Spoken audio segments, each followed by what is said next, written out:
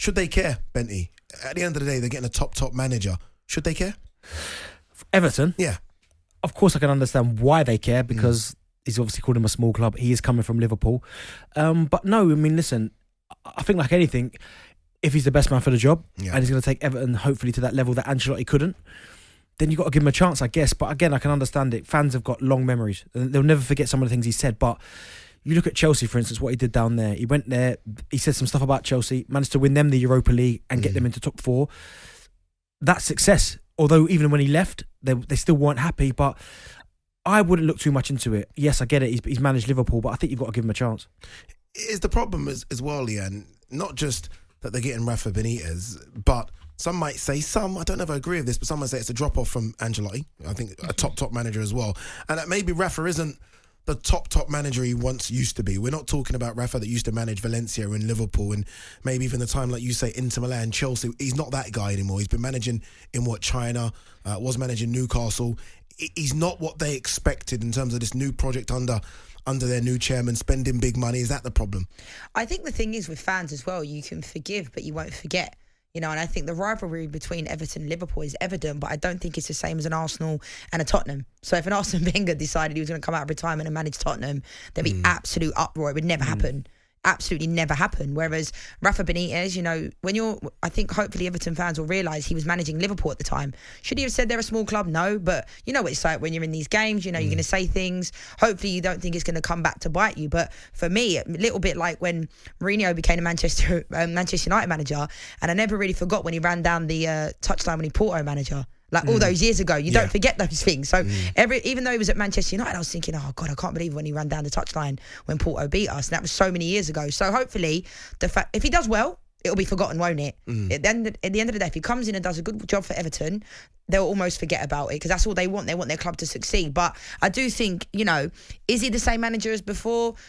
Not quite sure, but at the same time, at Newcastle, he did a really good job. I think he's stable, isn't he? You know, and them losing Ancelotti is massive. I mean, to get a replacement for Ancelotti, do you know what, where do you really go? Do you know what, how well did he do? That was exactly what I was about to say, because for me, even at the start, it didn't really match. Ancelotti going to Everton for whatever reason, it just didn't fit. But you're right, people saying, it is a kind of a drop off in terms of losing Ancelotti to Real Madrid. But as you said there, Eddie, they finished 10th.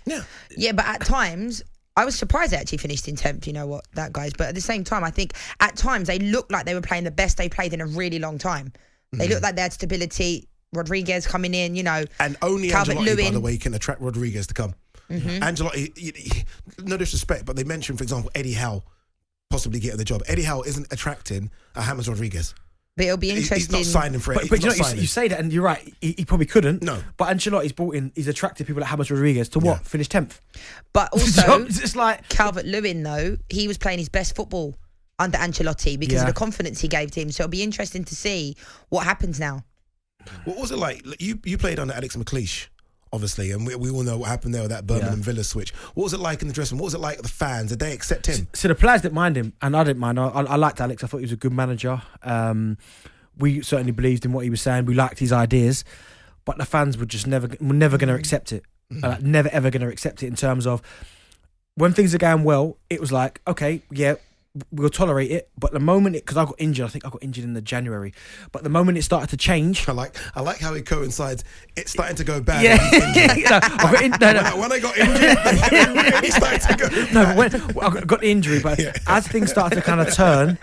The leash was not that as long. So the moment it started to go a little bit south, no pun intended. They were on his case straight away, and to the point where he lasted 1 year and then they got him out of there. What's success for him though? Like, what's success for Rafa Benitez? You said it, Leanne. Like, as long as they get success, he'll be okay. What is success for Everton? Is it European football? I think Europa, yeah. I think realistically, I mean, you know, the Premier League last season, Southampton were top of the league, I think, around Christmas time, you know, and then at the end they were almost fighting relegation. So the league last year was a little bit strange, but I do think at times Everton looked like they were in amongst it, didn't they, in the Europa League spots, and then they just kind of fell off at the end. Yeah, the owner spent a lot of money, Mashiri, a lot of money, right? A lot. We're talking, I think I calculated the other day, like nearly £500 million. Wow.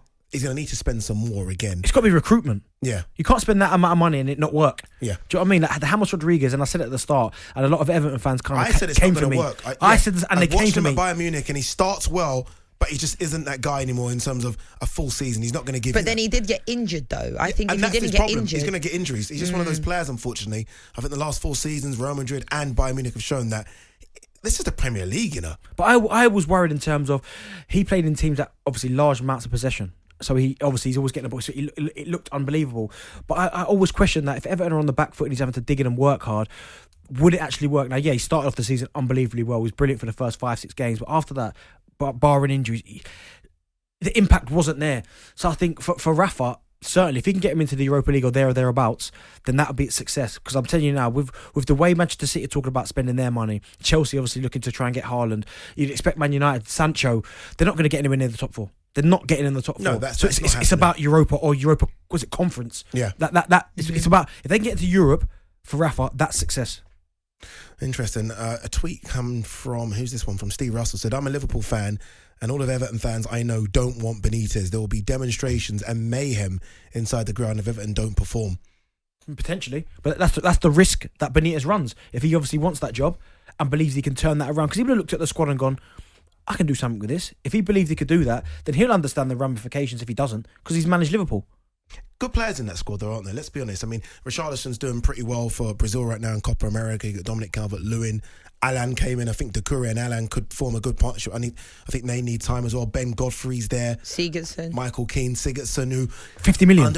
I know, it's ridiculous. That's the kind of spending they've done, right? Recruitment, honestly, they're not that far off. They're only 2 or 3 good players away from competing in the top 6 or 8. You could say that about a lot of teams, though, Andy. I don't know, I think we can literally copy and paste that statement to every team. I think they're a lot further away than that, I think. Really? Yeah, I do. I think that they've got good players. Like Calvert-Lewin's had the season of his life. He was very good.